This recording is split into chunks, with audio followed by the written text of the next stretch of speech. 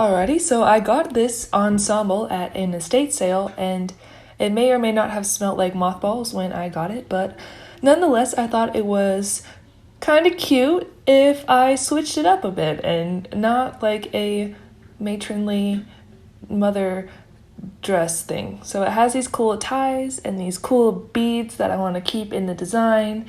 And we're just going to thrift flip this into something cooler and give these old clothes some new life. So at first, I didn't really know what I was going for this transformation. I was thinking maybe two-piece set, maybe romper. I don't know. So I sat down to draw something and I wrote the title, and instead of drawing it on the paper, I drew it in my head. And I said, F this, it's probably going to be a bad drawing anyways. So I'll spare you guys a bad drawing this time, and as long as I drew it in my head, it'll be okay. So just to explain it to you, I'm thinking of doing this wrap shirt that goes all the way around and maybe make a pair of shorts. So the first step I do to this garment is deconstruct it. I feel like there's always a degree of deconstruction with every thrift flip you do. So that's pretty much harvesting all the parts. If you want to think about it like that, might be a little morbid, but anyways, I'm just cutting off that weird front panel like tank top thing for, I'm guessing, modesty. I mean, we don't really need that. No, I'm just kidding. I cut that off. I cut the skirt off. And now I'm cutting these sleeves off to my desired length and just hacking it up, I guess. That's really what I'm going for. I'm making sure the sleeves are the same length by folding the garment over itself. And now I'm cutting off those little bead bits. It looks like it was sewed on a separate fabric bit anyways, so I just cut that off and I'm saving that to use later.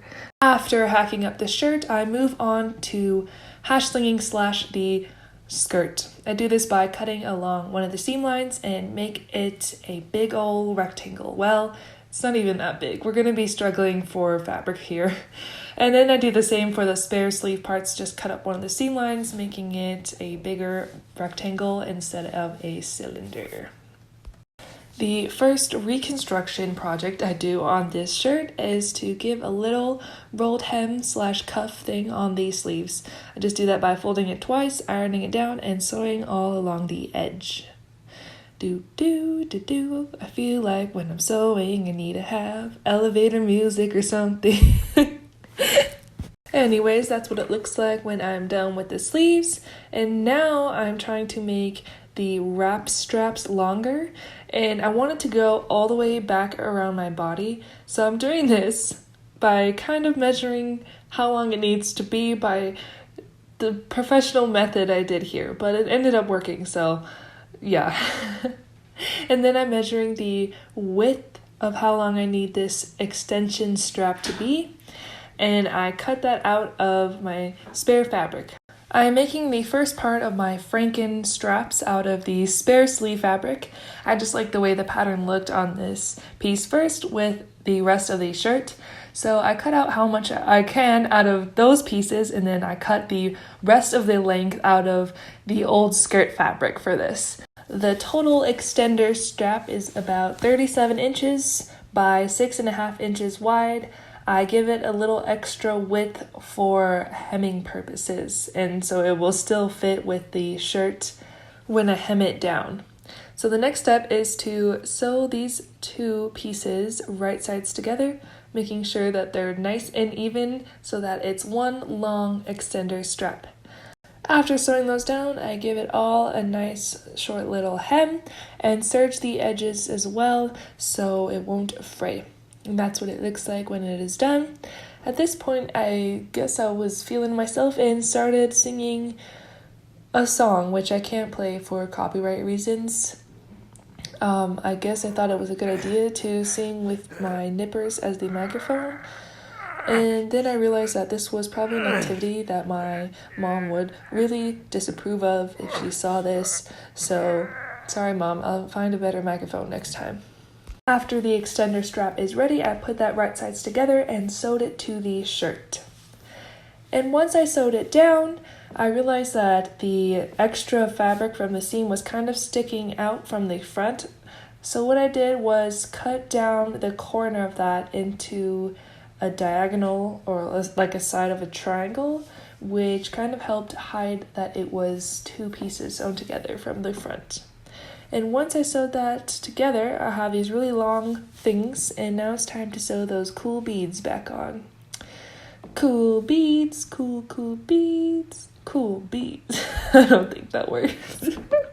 After that, the wrap part of the shirt was completed, but now I had this raw edge on the back of the shirt, which is where it was attached to the skirt.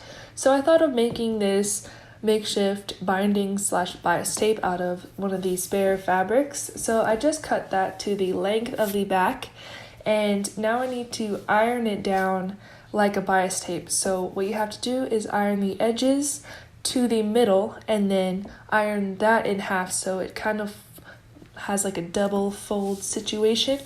And once I ironed all that, as you could see here, the next step is to use it like a Pac-Man and eat the raw edge of the shirt. So just sandwich that all together and sew it all down in one swift motion. Once I was done with that step, one of the edges had a little bit of a gap in it to where the bias tape met the professional hem. So what I did was hand sewed that corner shut like accordion style, and I was able to get it to connect better and inconspicuously enough to where it looked more like one seamless garment after I sewed it together. And I just finished that off, and as you can see here, it looks way better than that weird gap thing that I had before. And as the shirt is completed, here I am demonstrating it for you. Not because I don't think you don't know what it's gonna be like, but just because I'm really excited about how it turned out. And the last little touch I did was sew this end of the strap in half to kind of hide that extra seam and make it more like a tie situation. So I just started at the last 5 inches and sewed it in half. Now I am moving on to the shorts. I am tracing out some fabric pieces out of this pattern that I made. You could also just trace a pair of shorts you already have. I'm making sure that I have a left and a right of each of the pieces, so a left and right front and a left and right back.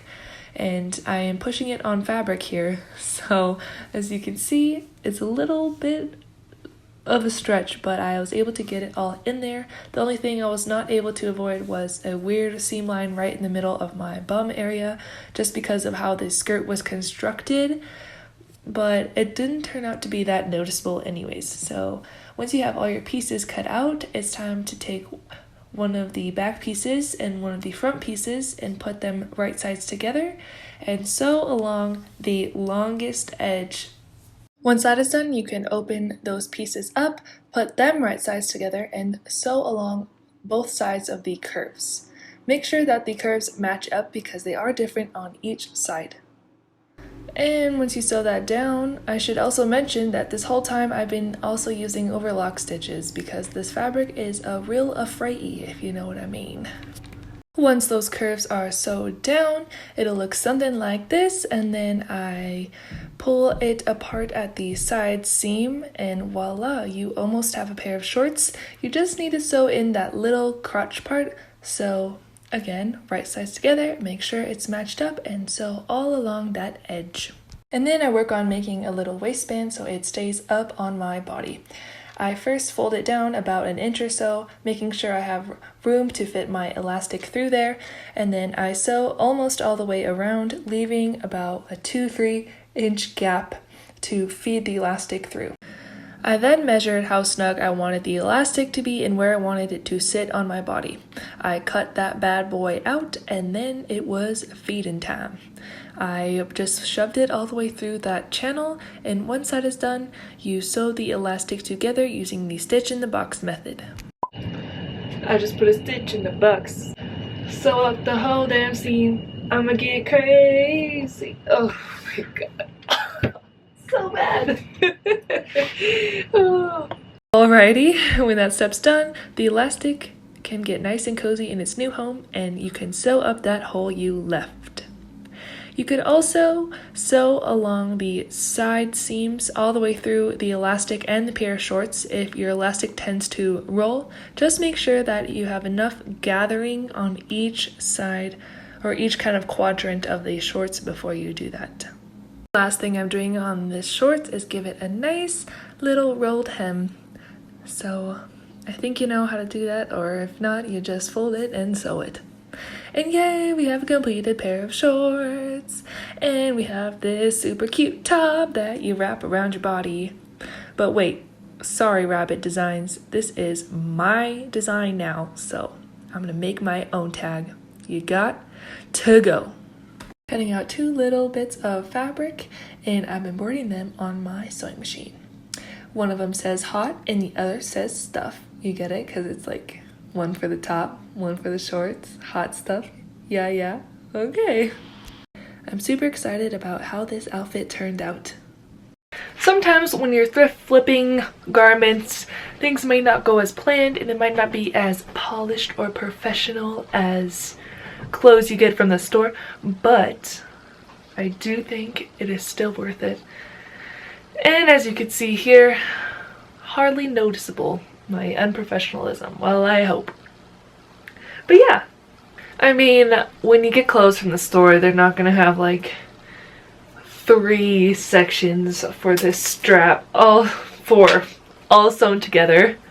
And they're not gonna have this random piece of makeshift bias edging, but doesn't mean it still won't look good. It won't still look good. Doesn't mean it won't look good. So yeah, you know what guys, I didn't even have enough fabric to make a scrunchie. A little upset about that. I suppose you want to see the final look, right? Oh, okay.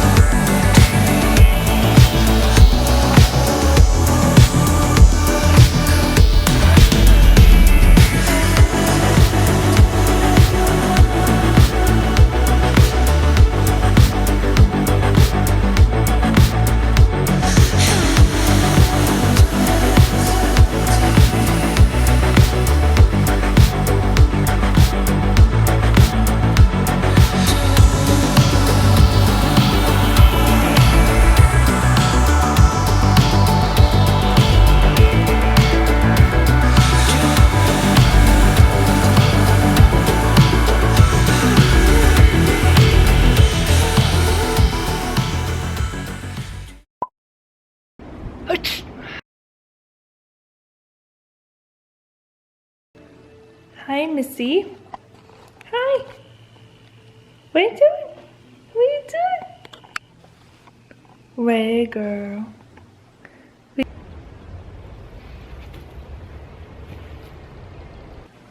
Doing a thrift flip, what I love. I like to make 2 pieces.